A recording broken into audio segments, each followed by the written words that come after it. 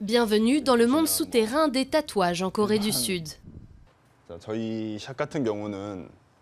Il n'y a pas d'écriteau sur la porte du magasin parce que c'est illégal de posséder un salon de tatouage ici.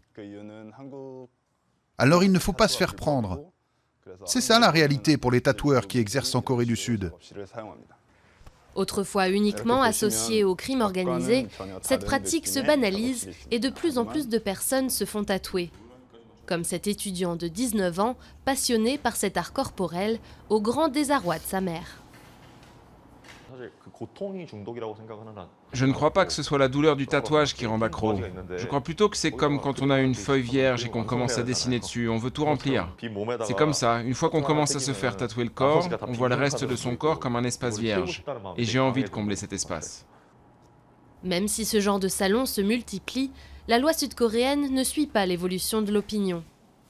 Le tatouage n'est pas illégal en tant que tel, mais il est régi par des lois strictes qui dépendent du ministère de la Santé.